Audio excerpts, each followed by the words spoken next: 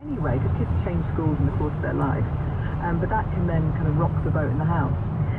The great gift of having children is that sometimes you think, gosh, you're a wonderment of how lovely they are.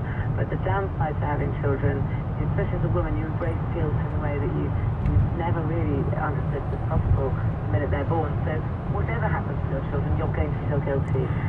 So I think whether they're, if they're at school and they're not settling in, it'll be your fault, and you'll really worry about it and you'll feel guilty. You just will feel guilty. Yeah, to quote my son, "You've ruined my life." Well, absolutely. The first time at his new school when we moved out of London. You are doing the best that you can at the time for them. Well, most parents do. You're not making decisions based on how to make them as unhappy as possible. When I moved to Spain when I was 14, I literally said, when we got to the apartment, I turned to my mum and dad and said, "You've ruined my life." I literally said that. I remember it. And you loved it in the end. Oh, in the end, it was the best thing that ever happened to me. When you're younger as well, you can't imagine the future, can you? Because, and you move as an adult a few times, but as a child it might be that you're leaving the first home you've ever had. That's all you've ever known. I also think that human beings hate change, that children as much as adults.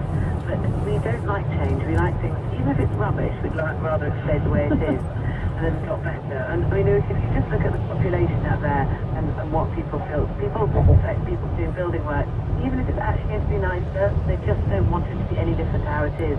We're fearful of change. We feel unsettled by change. And so children are the same as us. And if you dig deep down in your soul, I think even most adults would say, actually, I want it to just stay as it is, because we know where we are then. We don't have to push any boundaries. So I think it's unlikely any child would embrace walking away from their childhood home, even if they were getting their own bedroom and a big garden. It was all wonderful.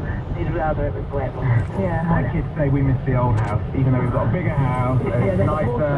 And I miss the old house. You've got your own bedrooms. I think you want to try and get them involved as well. Like I always say, take the kids on viewings because they're more excited than the parents.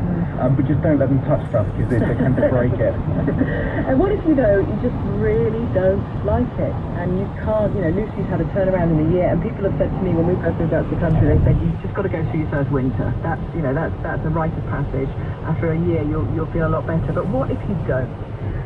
Personally, I think if you don't like, you should never look at school as being forever, because maybe it's just me and I struggle with the long term of anything.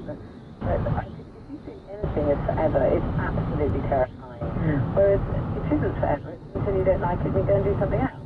And that may turn out to be forever, but the concept of this is it, I've got to make a decision and then I'm never going to ever go back is really quite difficult to take on board. So I think if you move and you should say to yourself, well, I'm going to give it a year, I'm going to give it 2 years, and then we'll move back. We'll move into a city again. That's fine. The approach I took with marriage. So did I. I wouldn't have done it. I thought it was Later. So you've done all right so far. Yeah, we're both still there. You can always know there is a door and you can walk. And so can they. Sarah Beanie and Lewis Rochester, thank you so much. This is All About Property with Gabby Logan on 5 Live.